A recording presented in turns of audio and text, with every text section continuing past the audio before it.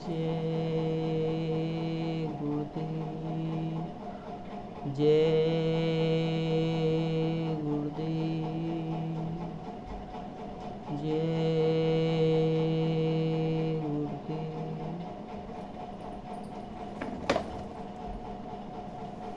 आप सोच रहे होंगे कि इतने दिनों बाद मेरा वीडियो क्यों आया। उसका सबसे बड़ा कारण ये है कि 22 अक्टूबर को मैं अपने गुरु महाराज के आश्रम मथुरा में नाम योग साधना मंदिर के दर्शन हेतु गई थी। लगभग 1 हफ्ते वहाँ रही और मैं आपसे कुछ शेयर करना चाहूँगी कि वहाँ जाने के बाद कुछ याद ही नहीं रहता है कि हमें क्या करना है, क्योंकि वहाँ हर स्थान पे गुरु महाराज की स्मृति बिखरी हुई है और सत्संगी जब वहाँ जाता है तो तमाम वो पुरानी और नई स्मृतियों में खो जाता है और उनकी अनुभूति करता है। ऐसा ही कुछ मेरे साथ भी हुआ और वहाँ जाने के बाद आने का तो किसी का मन करता नहीं, पर आना तो था ही। इसलिए वहाँ से आने के बाद भी मन इतना खिन्न हो जाता है कि कुछ भी अच्छा नहीं लगता है, जिसे अब मैं क्या कहूँ, उन शब्दों को नहीं बता सकती आपको कि वहाँ से आने के बाद कैसी आपको बेचैनी होती है। और गुरु महाराज की कुछ ऐसी ही दया हम सब भक्तों पर होती है कि उसे शब्दों में कह पाना बहुत ही नामुमकिन है। लेकिन आज फिर कुछ ऐसी प्रेरणा हुई कि मुझे आपसे एक छोटी सी घटना का जिक्र करना पड़ा।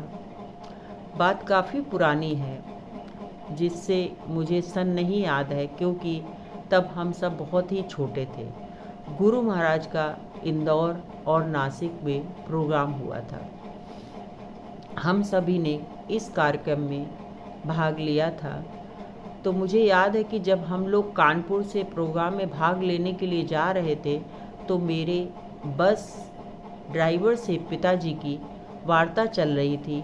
पिताजी उसे समझा रहे थे कि आप शराब पीना छोड़ दो, पर वो पिताजी से कह रहा था कि मैं चाहता तो हूँ कि मैं छोड़ दूँ, पर मुझसे शराब छूटती नहीं है, मैं रोज़ बिना पिए नहीं रह सकता। पिताजी उससे कह रहे थे कि ठीक है, आप प्रोग्राम में जा रहे हो तो मालिक से दया मांगना, हो सकता है तुम्हारे ऊपर दया हो जाए तो तुम शराब छोड़ दो, लेकिन तुम रोज़ सत्संग ज़रूर सुनना। उसने कहा ठीक है, मैं सत्संग सुनूंगा। इस तरीके की तमाम चर्चाएं करते हुए हम लोग इंदौर पहुँचे। नासिक का सत्संग सुनने के बाद जब हम लोग वापस लौट रहे थे तो कानपुर से 2 गाड़ियां गई हुई थी, एक कानपुर शहर की और दूसरी कानपुर देहात की। तो इस प्रकार वो दोनों गाड़ियों के साथ एक तीसरी गाड़ी भी जो कहीं और की थी, हम लोगों के साथ चल रही थी। हम लोग तीनों गाड़ियां एक साथ चल रही थी। जहाँ भी रुकते थे तो हम सब तीनों लोग एक ही साथ रुकते थे और फिर उसके बाद आगे बढ़ते थे। इस तरीके से हम लोग कानपुर की ओर बढ़ रहे थे। लगभग शाम का समय था, धीरे धीरे अंधेरा हो रहा था। मुझे उस जगह का नाम ठीक से याद नहीं है। जो मेरे आगे गाड़ी चल रही थी वो उसका क्लीनर जो था, तो जब हम लोग जय गुरुदेव नाम का नारा लगाते थे तो वो बड़े ही अपशब्द बोलता था। लोग जब उसे समझाने की कोशिश करते थे कि भाई तुम ऐसा क्यों कह रहे हो, तो और भी भद्दी भद्दी गालियाँ बकता था। अर्थात सब लोग फिर चुप हो गए क्योंकि उसको समझाने का कोई असर नहीं हो रहा था। इस तरीके से वो सफ़र चल रहा था।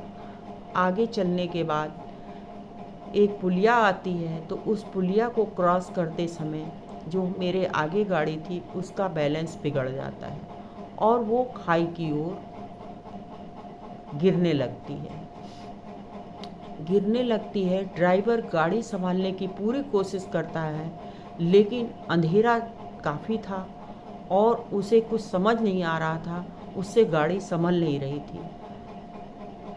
तभी उसने सामने एक छोटा सा पेड़ दिखता है, तो वह सोचता है कि ये पेड़ क्या उसकी गाड़ी को रोक पाएगा, क्योंकि गाड़ी में 65 सवारियां भी थीं, उसके साथ सामान भी काफ़ी था। तो जब उसने देखा कि दोनों ओर उसके मौत ही खड़ी है, अर्थात अगर वो गाड़ी छोड़ करके कूद जाता है तो भी मरेगा और अगर गाड़ी में ही रहता है तो भी उसकी मौत है। तो उसने स्वामी जी का नाम लेकर के बहुत ज़ोर से चिल्लाया, जय गुरुदेव बचाओ। क्योंकि उसने सत्संग सुना था और सत्संग में स्वामी जी महाराज ने ये कहा था कि जब तुम्हारे ऊपर कोई मुसीबत आए तो तुम इस नाम की परीक्षा ले लेना। और क्योंकि ये जागृत नाम है, ये मेरा नाम नहीं है, स्वामी जी ने कहा था ये एक जगाया हुआ नाम है, तो जब इस नाम की आप परीक्षा लोगे तो मैं तुम्हें मिलूँगा, क्योंकि मैं तुम्हारा सच्चा सेवक हूँ। इस तरीके से स्वामी जी ने कहा था। वो शब्द उसको कुछ याद थे, तो इसीलिए उसने जय गुरुदेव नाम को लेकर के चिल्लाया और कहा, जय गुरुदेव बचाओ। गाड़ी वहीं पे पलट गई थी। जब हम लोगों को पता चला तो हम सबकी भी गाड़ियाँ वहीं पे रुक गईं, क्योंकि उस गाड़ी का एक्सीडेंट हो गया था और उसमें बहुत सारे सत्संगी भाई बहन भी थे। हम सबकी जब गाड़ियाँ रुकी हुई थी तो सभी लोग गाड़ी से नीचे आए और आपस में चर्चा कर रहे थे कि इतना अंधेरा है, कैसे लोगों को बाहर निकाला जाए, कैसे क्या किया जाए। तभी वहाँ के स्थानीय लोगों ने एक समाज सेवी संस्था को फ़ोन किया, तो वो लोग तुरंत आ गए। उन्होंने और सत्संगी भाई बहनों ने मिलकर लोगों को बाहर निकाला और पास के अस्पताल में पहुँचाया। सभी को लगभग हल्की फुल्की चोटें आई थी, किसी को खरोच, किसी को कुछ है। केवल एक वृद्ध सत्संगी जो था, जो कि 1.5 घंटे बाद बस के नीचे से निकाला जा सका था, उसको केवल हाथ में फ्रैक्चर हुआ था। ड्राइवर जो था वो बेहोश था, लेकिन क्लीनर जो था उसका चेहरा जगह जगह से फट गया था और चेहरा पूरा लहूलुहान था। उसे काफ़ी शरीर में चोटें आई थी। वो बड़ी ज़ोर ज़ोर से चिल्ला रहा था। रात हो चुकी थी, हम सभी लोग भी वहीं रुक गए। स्थानीय लोगों ने खाने पीने की व्यवस्था की। कुछ देर बाद ड्राइवर को होश आ गया, तो सत्संगी भाई बहन उसका हाल जानने के लिए उसके पास गए और उससे बातें पूछी, तो वो धीरे धीरे अपनी बात बता भी रहा था और बीच बीच में दोनों हाथ जोड़कर जय गुरुदेव भी बोल रहा था। जब लोग वहाँ से लौट रहे थे तो लोग आपस में ये चर्चा कर रहे थे कि गुरु महाराज ने उसको दर्शन दिए। जब ये बात मेरे कानों में पड़ी तो मुझे भी लगा कि मुझे उसके पास जाना चाहिए। मैं उसके वार्ड में गई और मैंने जाके उससे ही प्रश्न किया, क्यों भैया, तुमको गुरु महाराज ने दर्शन दिए? तो उसने सिर हिलाया। फिर उसके बाद उसने धीरे धीरे सारी घटना मेरे सामने बताई। कहने लगा कि मैं जब गाड़ी संभालने में असमर्थ रहा, क्योंकि मेरी गाड़ी का बैलेंस बिगड़ चुका था, मेरे हाथ से गाड़ी बाहर थी और अगर मैं गाड़ी को छोड़कर कूद जाता तो भी नहीं बचता, क्योंकि नीचे खाई थी। और अगर मैं गाड़ी में रहता तो भी मुझे मरना था। अर्थात मेरे सामने जब कोई रास्ता नहीं था, दोनों तरफ मेरे मौत ही थी, तो मैंने आपके गुरु महाराज को सत्संग में ये कहते हुए सुना था कि बच्चा, जब तुम्हारा कोई साथ ना दे तब तुम इस जय गुरुदेव नाम की परीक्षा ले लेना, मैं तुम्हें वहाँ मिलूँगा। तो वही मैंने किया। मैंने ज़ोर से चिल्लाया, जय गुरुदेव बचाओ। तो सामने एक छोटे से पेड़ के सामने आपके गुरु महाराज दोनों हाथ आगे की ओर किए हुए खड़े हुए थे और काफ़ी प्रकाश उनके चेहरे से निकल रहा था। उसके बाद मुझे कुछ होश नहीं रहा कि मैं कहाँ हूँ और मैं कैसे यहाँ पहुँचा। इसके बाद मुझे कुछ भी नहीं मालूम कि मुझे किसने वहाँ से निकाला या क्या हुआ मेरी गाड़ी के साथ। उसके सीने में अभी भी दर्द था, इसलिए मैंने उससे कहा कि भैया, आप अब ज़्यादा बोलने की कोशिश ना करो और अंदर ही अंदर इस नाम को आप जाप करो, ताकि आपको गुरु महाराज की दया मिल सके। सारी घटना खुद इस ड्राइवर के मुंह से सुनकर मेरा हृदय द्रवित हो चुका था कि गुरु महाराज जब खुले मंच से जिस बात को कहते हैं तो लोगों के साथ 100% सत्य घटित होती हैं, लेकिन फिर भी लोग पहचान नहीं पा रहे हैं कि गुरु एक नरदेह नहीं बल्कि वो साक्षात परम ब्रह्म है, जो दोनों हाथों से अपनी दया लुटा रहे हैं। पर हमारा जो ये जीवन रूपी पात्र है, ये इतना गंदा है जिस पर उनकी दया और कृपा की बौछार नहीं पड़ पा रही, क्योंकि हमारे इस मनुष्य रूपी जीवन के पात्र में तमाम जन्मों के कर्मों का पाप भरा है। वो जब तक खाली नहीं होगा तब तक किसी सत्य पुरुष की दया का आभास भी नहीं होगा। इस घटना को आपने सुना और आपको क्या लगा कि उस ड्राइवर ने गुरु महाराज के वचनों को सुना और उन्हें पुकारा और गुरु महाराज आ गए? नहीं भाई बहनों, इसके बीच में क्या था, उसने उस बात को ही हमको आपको समझना है कि जब तक उस ड्राइवर ने अपने आप पर विश्वास किया, अर्थात उस गाड़ी को संभाल लेगा ऐसा उसने सोचा, पर ऐसा नहीं हुआ। जब उसका अहम टूट गया, जो अविश्वास था वो हार गया, सारा भ्रम दूर हो गया, तब उस तड़प के साथ उसने उस महापुरुष को पुकारा। तब तनिक देर न लगी और उस महापुरुष ने आकर उन सभी जीवों की रक्षा की, क्योंकि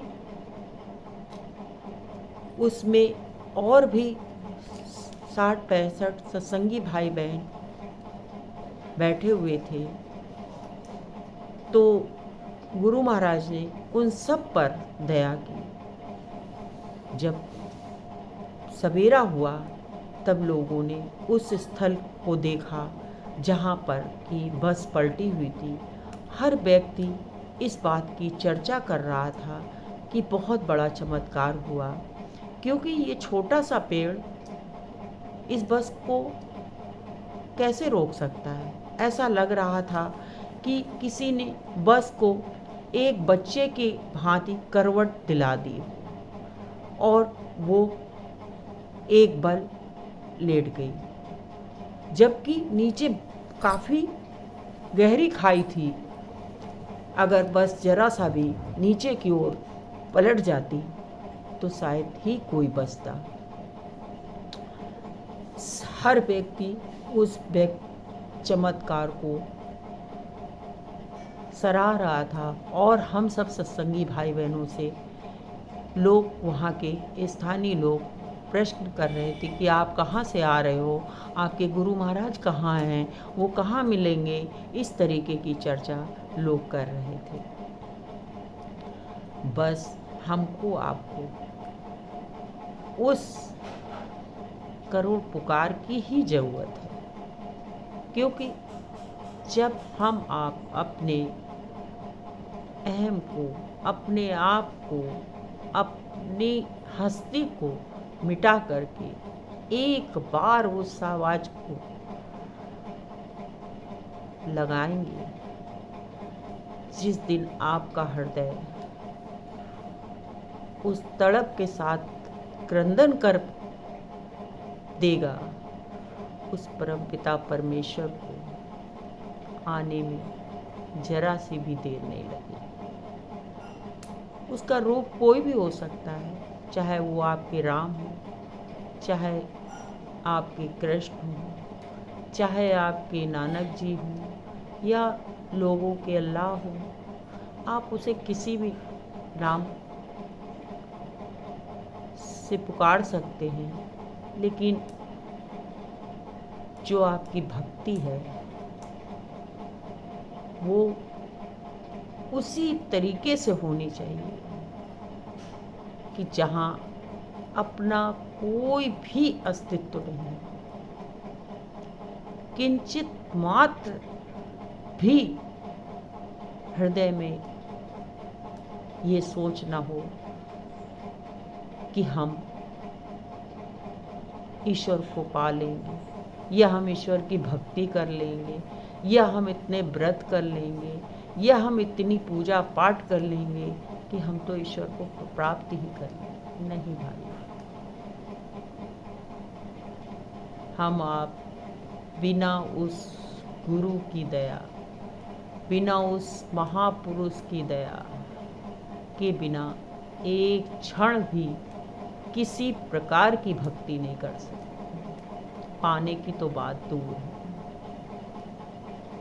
ना उसे मंदिर में पाया जा सकता है, ना उसे महापुराण, गीता पुराण, जो भी हैं आपके ग्रंथ, उनमें पाया जा सकता है।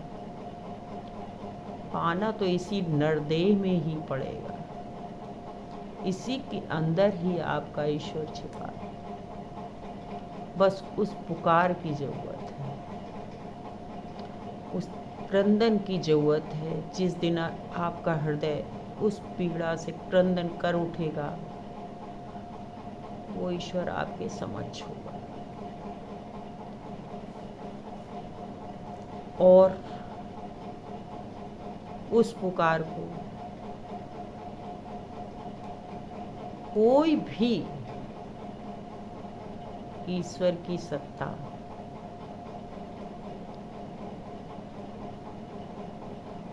ऐसा हो ही नहीं सकता कि सुने ना, चाहे वो आपके इष्ट हो या मेरे गुरु महाराज। जय